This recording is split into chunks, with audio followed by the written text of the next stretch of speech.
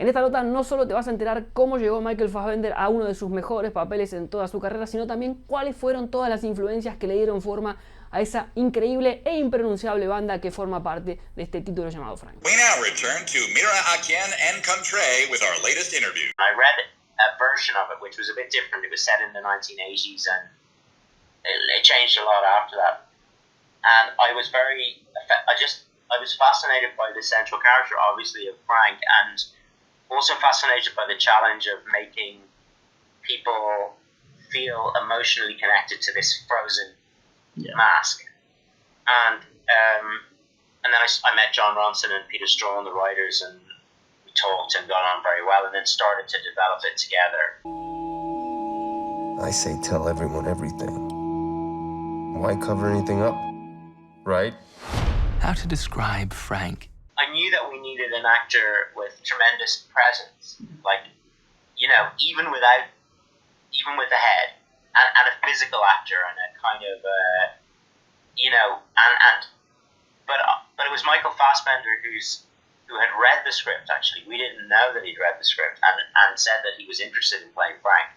Yeah. So it was amazing, and then the more initially I thought, God, this is an extraordinary idea to put him in a head, and will it work? And actually, the more I thought about it, the more exciting it became. And it's a perverse thing to do, you know, to hide this brilliant face. When it was warm, it was really difficult. Yeah. But mostly we shot in winter, so actually it was cold, so he was okay. Quite liked it. You guys are the Soronprfbs? That's us. You're John. Did Simone pronounce your name right? John. No, the band's name. What was the name of the band? Because it's like hard to pronounce. I can't even try. Yeah. I think that was Jon Ronson's great idea that the band should be so like trying to be commercial is what most people want to be listened to, and here's a band that has a name that doesn't even fit, that can't even be said. Yeah. You know, it's like it's another example of how the band are so hardcore about not wanting to find an audience.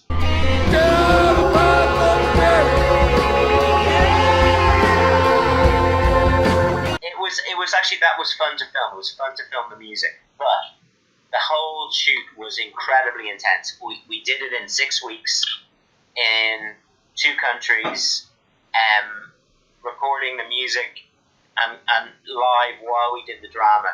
So actually most of the time it was just exhaustion, stress, you know. But there were some times where we really enjoyed ourselves. Yeah. There really were. Most of it's written by Stephen Rennicks, the composer. I contributed some lyrics, but all the music and 90% of the lyrics are Stephen's.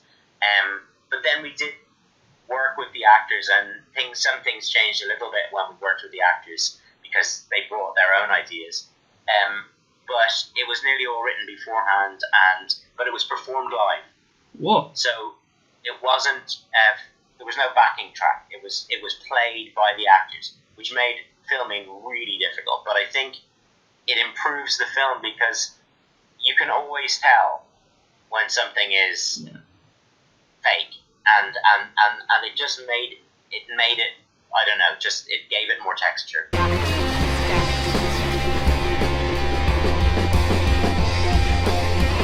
I would say that Frank himself is like a combination of Captain Beefheart and Daniel Johnston. Like, it's a mixture of the sweetness of Daniel Johnston and the oddness of Daniel Johnston, and then the kind of masculine madness of Captain Beefheart. But we also listen to like every version, like the is it the Shags? What are they called? I'll come back to me, but yeah, lots of independent and outsider music. Yeah. And it was just, I think there's an album called Songs in the Key of Z, which has quite a few of those people on it. But I also have a Spotify list, I think, somewhere of Frank references. If you look me up on Spotify, you'll probably be able to find it.